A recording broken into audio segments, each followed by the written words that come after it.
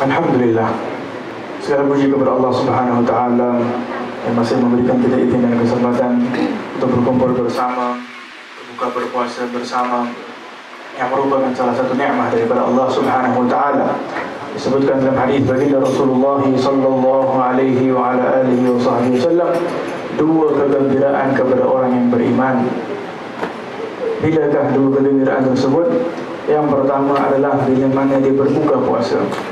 Kegembiraan pertama kerana sudah pun berpuasa sehari sepenuh daripada pagi sampai ke sebelum maghrib, maka buka puasanya itu adalah hal keadaan gembira bila mana dapat berkumpul dengan keluarga untuk berbuka puasa bersama. Itu kegembiraan yang pertama. Kegembiraan yang kedua, kata Rasulullah sallallahu alaihi wa ala alihi wasallam, adalah saat dia berjumpa dengan Allah Subhanahu wa taala. Kegembiraan yang kedua adalah saat dia berjumpa dengan Allah Subhanahu wa taala. Subhanallah, dalam hadis ini baginda Rasulullah sallallahu alaihi wasallam kaitkan kegembiraan berbuka puasa dengan kegembiraan berjumpa dengan Allah. Seolah-olah mengingatkan kepada kita hakikatnya kita di dunia ini hidup di dalam keadaan puasa. Dengan itu Imam Al-Ghazali rahimahullah ta'ala berkata, puasa itu terbahagi kepada tiga. Puasa golongan orang awam, menahan makan dan minum. Puasa golongan orang khusus, orang-orang salihin, di dalam keadaan menjaga makan dan minum mereka. Kadang walaupun mereka tak berpuasa yang luar itu, akan tetapi mereka menjaga diri mereka daripada melakukan kemaksiatan. Mata tidak memandang kepada haram, pendengaran tidak mendengar kepada yang haram, lidah tidak berkata perkataan yang haram, segala tubuh badannya tidak dilakukan kepada perkara yang haram. Dia berpuasa hakikatnya kerana Allah Subhanahu wa taala sepanjang kehidupannya. Maka bila mana seseorang itu dapat menahan matanya daripada melihat perkara yang haram, dapat menahan pendengaran daripada mendengar yang haram, dapat menahan lidahnya daripada berkata perkataan yang haram, dapat menahan jasadnya daripada melakukan perkara yang haram, maka hakikatnya dia telah masuk di dalam keadaan puasanya orang-orang yang saleh, puasanya orang-orang yang dekat kepada Allah Subhanahu wa taala. Bukan seperti mana kita ini yang puasa tahan makan tapi masih melihat perkara yang haram, tahan makan masih mengutuk, mengumpat, mengejek orang dan sebagainya. Sampai bila agaknya kita akan masuk di dalam keadaan darajatnya orang-orang salihin. Karena itu kita bermohon kepada Allah, semoga insyaAllah berkat majlis, berkat salawat, berkat orang-orang salih kita dimasukkan. Amin ya Rabbal Alamin. Kata Imam Al-Ghazali, peringkat yang lebih tinggi, al-khusus adalah orang-orang yang sangat dekat kepada Allah Subhanahu wa ta'ala. Mereka bukan sahaja lagi puasa menahan diri daripada kemaksiatan, tetapi mereka berpuasa daripada kaum kulluh illa Allah Subhanahu wa ta'ala. Mereka berpuasa daripada dunia dan seisinya yang hanya ada di dalam hatinya Allah Subhanahu wa ta'ala, tidak dipandang kepada selain Allah. Dengan itu suatu ketika salah seorang daripada ulama wali min awliyaillah daripada Hadramut, beliau berkata, dalam beberapa tahun, 20 tahun dia bersama dengan isteri dan anak-anaknya, dia berkata, sesungguhnya isteri aku, anak-anak aku memikirkan bahawasanya mereka sedang bermuamalah dengan aku, mereka sedang bercakap dengan aku. Hakikatnya aku sentiasa bercakap dengan Allah. Aku hanya bermuamalah dengan Allah Subhanahu wa ta'ala. Dia tidak memandang kepada makhluk, tetapi dia memandang makhluk adalah wasilah antara untuk menyampaikan dia kepada Allah Subhanahu wa ta'ala. Orang yang berada di keadaan seperti ini tidak akan mampu mengutuk, mengumpat, mengejek, bahkan muamalatnya hatta dengan orang yang menzalimi dia akan memandang dengan keadaan yang baik. Dia akan berada dalam langkah Rasulullah SAW. Dilakukan kejahatan oleh orang diajar untuk membalas dengan kebaikan. Kenapa kebaikan? Karena kita muamalah dengan makhluk Allah Subhanahu wa ta'ala. Kita memandang diri kita penuh dengan kelemahan dan kekurangan, tetapi kita memandang kepada Allah Subhanahu wa ta'ala yang jumpa dengan Allah, yang menahan dirinya di dunia ini daripada kemaksiatan, tahan diri tak buat maksiat, tahan diri tak cinta dunia. Ada dunia pun dia tak cinta, dia hanya meletak di tangannya.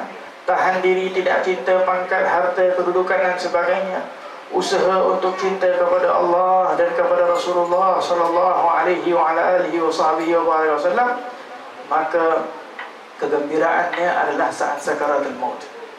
Saat dia nak kembali kepada Allah, dia akan sampaikan seperti mana berkata Bilal bin Rabah, "Al-yawm," ini adalah waktu yang paling gembira. "Qadan algal ahibbah Muhammadan wa hizbah."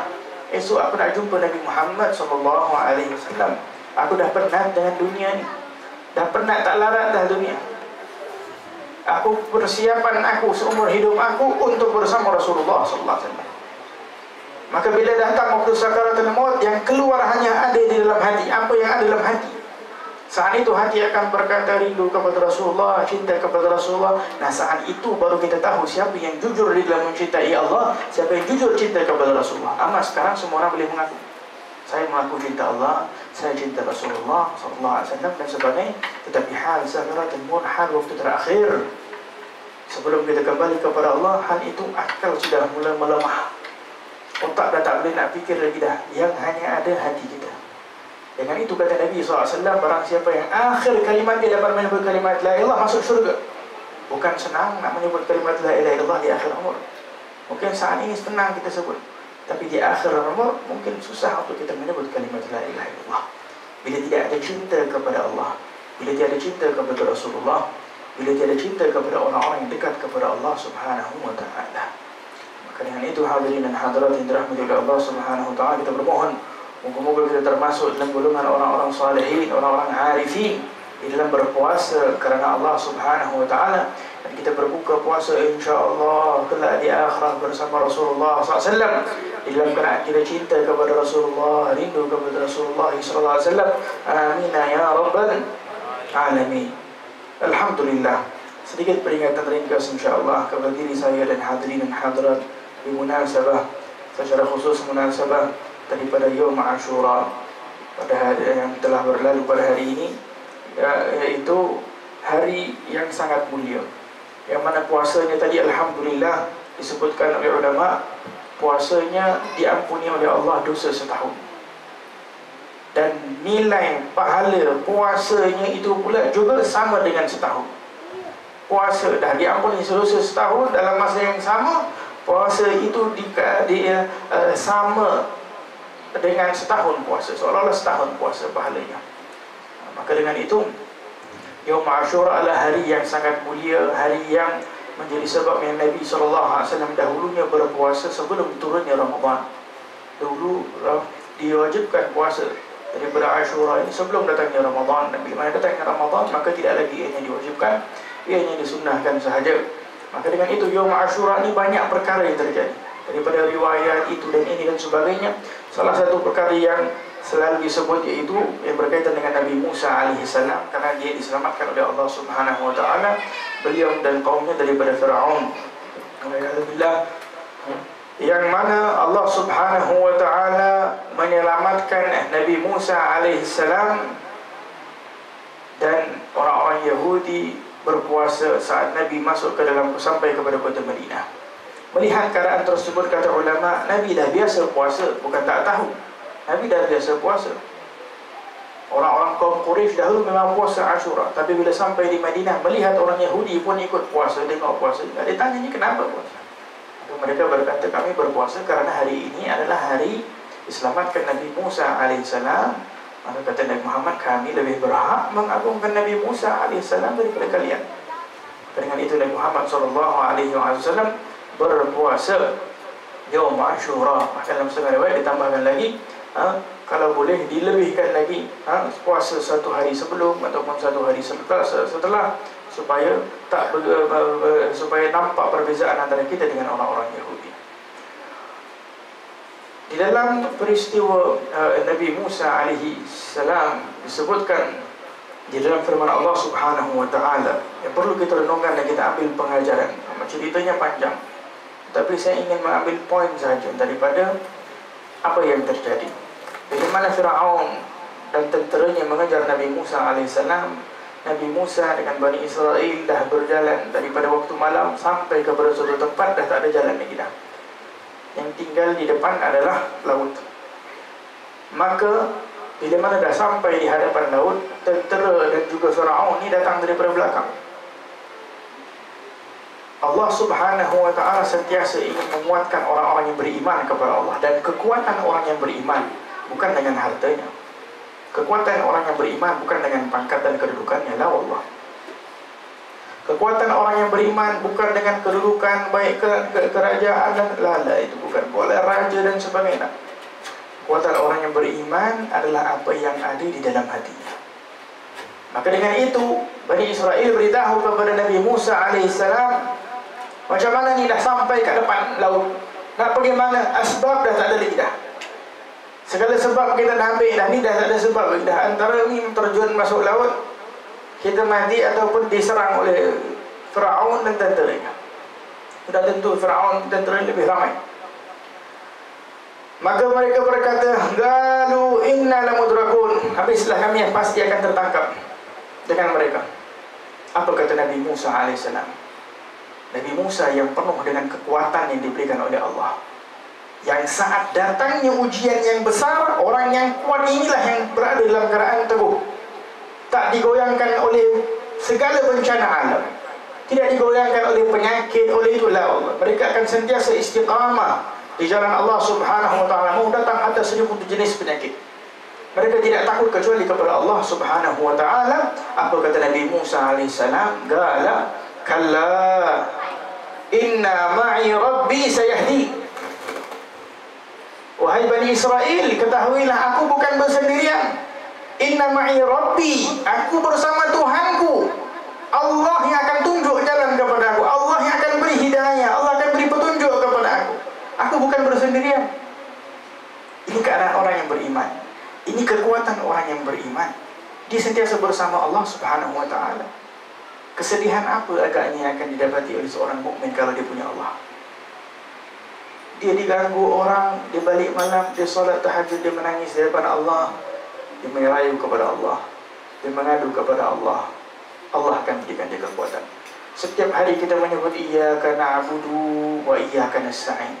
Hakikatnya mungkin kita hanya iyyaka na'budu, usaha mengambil sebab beribadah, tetapi di manakah iyyaka nasta'in, kita meminta pertolongan, kekuatan daripada Allah.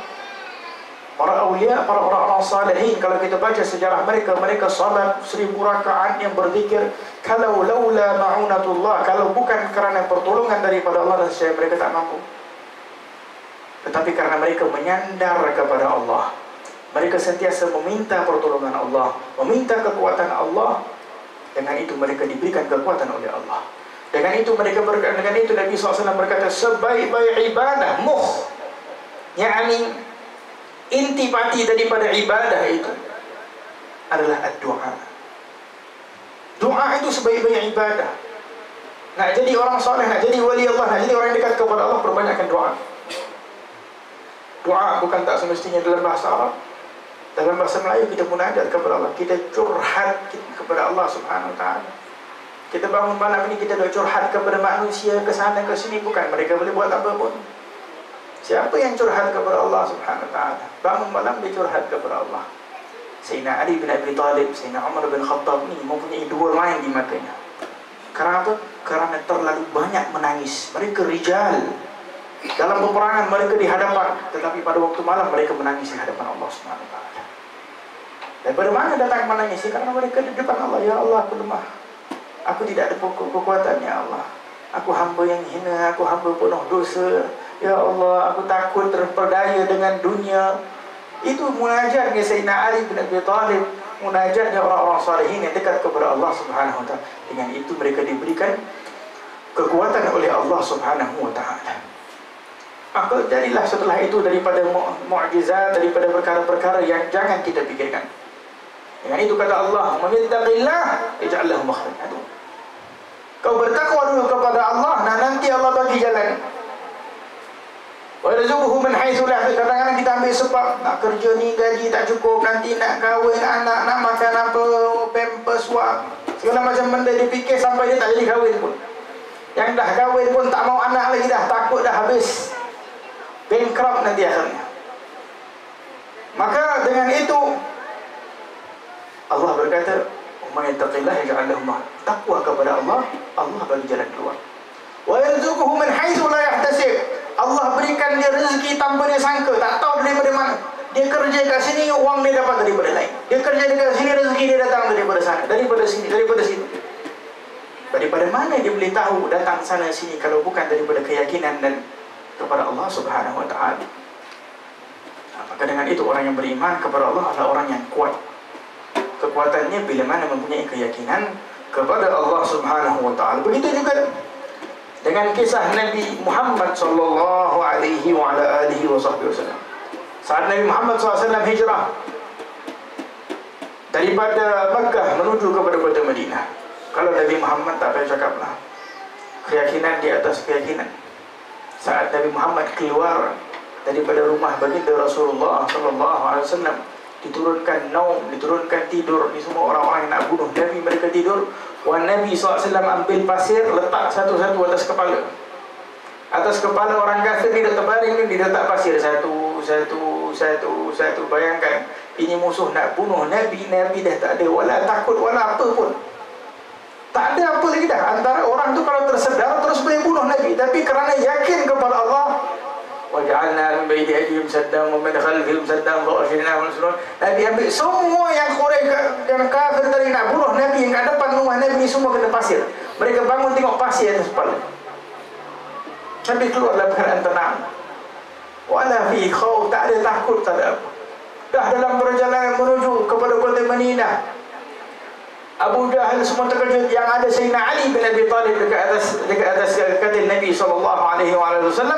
Maka diofferkan siapa yang boleh kejar Nabi Muhammad, siapa yang boleh bunuh, kami akan berikan hadiah 100 ekor unta dan sebagainya. Masing-masing pun keluar. Ada yang bukan benci Nabi pun mereka keluar kerana nak dunia bermasalah. Dengan itu dunia ni bahaya kalau kita cinta. Tak peduli kadang siapa pun, hatta keluarga pun kadang kita zalim kerana harta dunia. Walhamdulillah, silaturahim putus kerana dunia dan sebagainya. Maka dengan itu Nabi Muhammad SAW saat berhijrah, saat berada di perjalanan nak sampai di kota Madinah, datangnya orang-orang kafir Quraisy yang duk kejar cari mana Nabi. Perjalanan jauh, maka Nabi berehat seketika di bawah gua. Ada sedikit gua dan bawah. Datang beberapa orang kafir dengan kuda, tengok hampir nak nampak Nabi Muhammad SAW. Dah lalu dah sampai Sayyidina Abu Bakar time tu. Yang Sayyidina Abu Bakar sudah tentu bukan Rasulullah SAW. Saat itu ada sedikit yang aneh. Tengok sampai ke tahap boleh nampaklah kaki orang kafir Quraisy depan mata. Kata Sayyidina Abu Bakar kepada Rasulullah SAW, ya Rasulullah, ni kalau mereka tunduk sikit saja, habislah kita. Kalau mereka tunduk sedikit saja, habislah kita. Apa kata Nabi Muhammad SAW? Perhatikan apa kata Rasulullah sallallahu alaihi wa ala alihi wasallam. Kata Rasulullah, ma dhannuka ya Abu Bakar bithnain Allahu thalithuhuma. Wahai Abu Bakar, agaknya apa yang kau nak kata saat kita satu berdua, yang ketiga adalah Allah. Kita nak aku Nabi Muhammad, nak kau Abu Bakar. Tahu tak yang ketiga bersama dengan kita ni siapa? Allah. Allah bersama dengan kita. Dengan itu turun firman Allah, la tahzan innallaha ma'a, jangan bersedih, Allah bersama dengan kalian. Allah bersama dengan kalian. Nah saat itu saya Abu Bakar salah silang. Wala nak rasa takut lagi dah, wala nak rasa apa. Bahkan disebutkan setelah itu Nabi SAW bila berperang, salah satu perang yang mana Nabi SAW kelihatan seperti takut. Sedap perang Badar lah. Maka Nabi SAW angkat tangan berdoa, bermunajat, ya Hayyu ya Qayyum, diulang-ulang oleh Nabi SAW, sujud, bangun dan sebagainya, sampai lidah Nabi kerang jatuh ni. Keyakinan tadi dah dapat efek kepada Sayyidina Abu Bakar. Sayyidina Abu Bakar dah tak takut. Tengok Nabi Muhammad SAW, ya Rasulullah, sesungguhnya Allah pasti tidak akan hampakan engkau ya Rasulullah.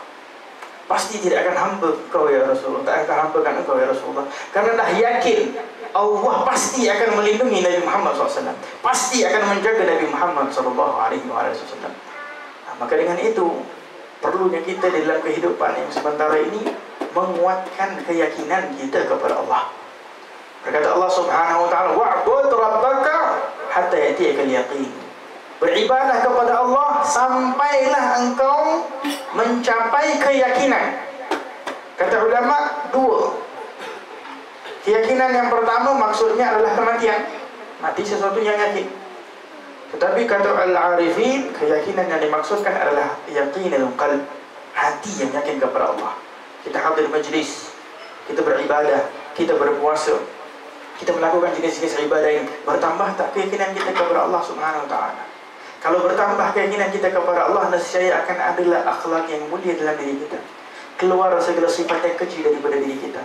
Kita duk benci keluarga kita, adik-beradik kita, putus silaturahim pasal duit dan harta. Yakinlah kepada Allah mampu maafkan keluarga kita, mampu maafkan teman kita, mampu maafkan saudara mara kita, mampu hidup di dalam keadaan rahmah, akhlak yang mulia kerana Allah Subhanahu wa taala. Bermula daripada mana? Bermula daripada al-yaqin kepada Allah Subhanahu wa taala. Tetapi sayangnya kita berada di akhir zaman, zaman yang mana manusia hanya yakin kepada sebab dan bukan lagi kepada Allah Subhanahu wa taala. Saya tutup dengan sebuah kisah. Disebutkan Nabi Musa alaihissalam, suatu ketika beliau sakit. Maka beliau berdoa meminta kepada Allah, Allah mewahyukan beliau. Sebutkan dalam kitab sebuah ulama benar, Allah mewahyukan beliau untuk pergi ambil daripada adakah pokok, dia ambil jadikan ubat. Dia pun ambil, bismillahirrahmanirrahim, dia minum, dia pun sembuh. Nah, kali kedua dia sakit. Dia sakit, dia teruslah pergi kepada pokok tu, dia ambil terus dia minum, dia makan. Tengok-tengok tak ada efek. Jadi dia minta kepada Allah, ya Allah, kenapa tadi yang pertama kali aku makan tadi sembuh terus, kenapa kali kedua tak sembuh? Tadi kali pertama tadi dia bermohon kepada siapa? Dia bermohon kepada Allah Subhanahu wa taala.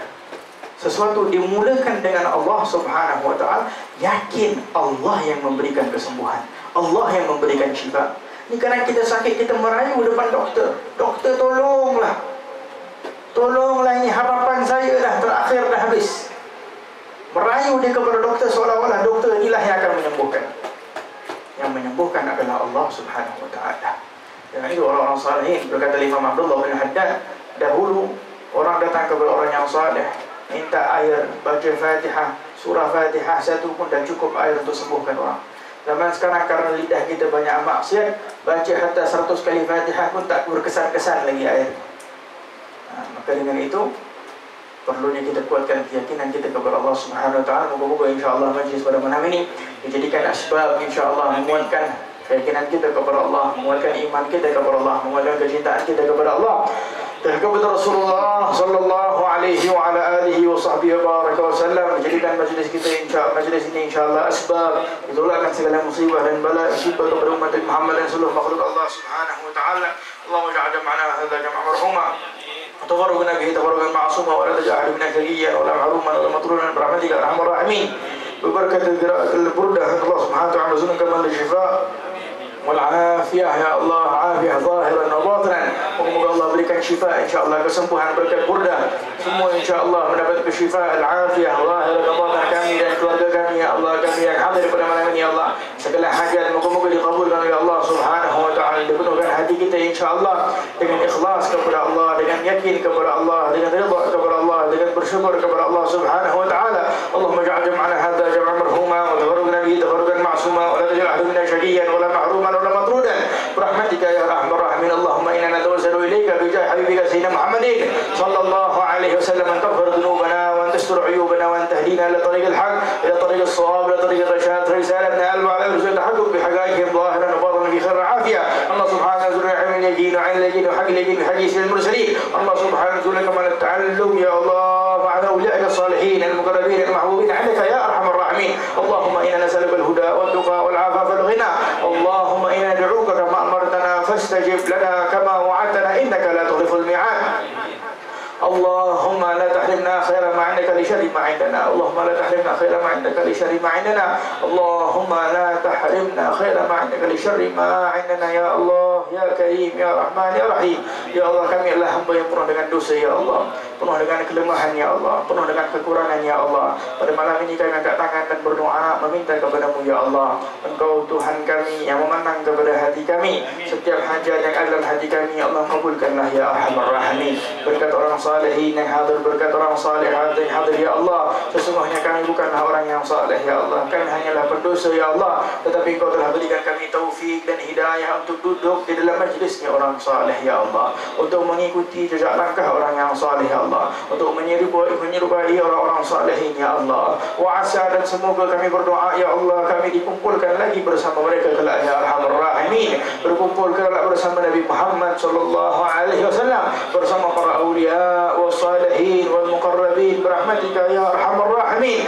walaupun hakikatnya kami tak layak untuk berkumpul bersama mereka ya Allah akan tetapi ajal ya Allah berada di tanganmu ya Allah Engkaulah yang maha agung ya Allah Engkau yang menentukan ya Allah bila kami akan kembali kepadamu ya Allah jadikanlah kami ya Allah orang-orang yang bersiap hatinya untuk berjumpa dengan Nabi Muhammad SAW penuhkan hati kami dengan kecintaan dan kerinduan kepada Nabi Muhammad SAW ya Arhamar Rahimin ya Arhamar Rahimin ya Arhamar Rahimin jadikanlah kami orang yang sentiasa mengagungkan Nabi Muhammad yang sentiasa rindu Nabi Muhammad kami dan keluarga kami ya Allah kami dan zuriat kami ya Arhamar Rahimin keluarkan cinta dunia daripada hati kami ya Allah keluarkan segala perkara yang mengganggu kami di dalam mendekatkan diri kami kepadamu ya Allah mendekatkan diri kami kepada Rasulullah sallallahu alaihi wasallam ya Allah kami bermohon kepadamu ya Allah kurniakan setiap daripada kami yang hadir ya Allah kami dan keluarga kami ya Allah kami dan teman-teman kami ya Allah husnul khatimah husnul khatimah husnul khatimah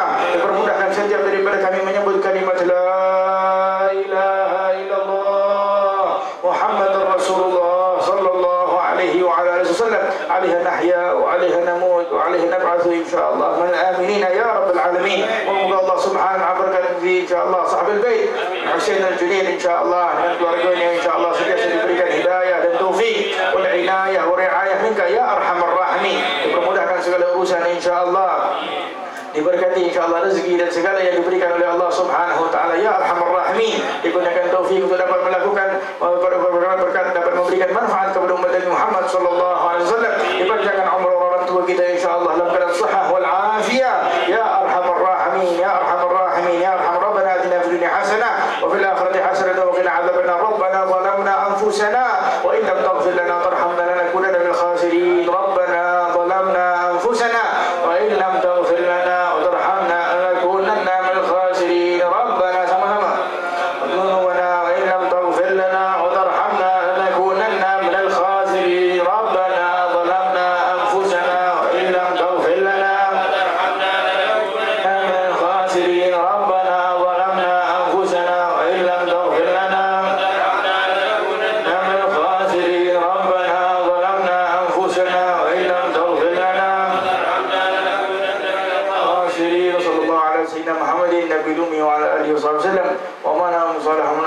الصالحين إلى حضرة النبي محمد صلى الله عليه وسلم الفاتحة بسم الله الرحمن الرحيم الحمد لله رب العالمين الرحمن الرحيم مالك يوم الدين إياك نعبد وإياك نستعين غير المغضوب عليهم ولا الضالين آمين آمين اللهم بارك الفاتحة وسلم الفاتحة برحمة الفاتحة وبحق من نزل على الفاتحة يا من زال الفاتحة واجعلنا من صالح واجعل زيارتنا رابحة أمورنا ناجحة وجنا واضحة يا مجمل لا تهملنا عادتك الجمال جمل الدنيا والآخرة خلها العبد سهلا إلهنا تمم النعم علينا ووفقنا لشرك ونقينا ربنا تقبل منا إنك أنت السميع العليم وتب علينا يا مولانا إنك أنت التواب الرحيم وصلى الله على سيدنا محمد وعلى آله وصحبه وسلم والحمد لله رب العالمين.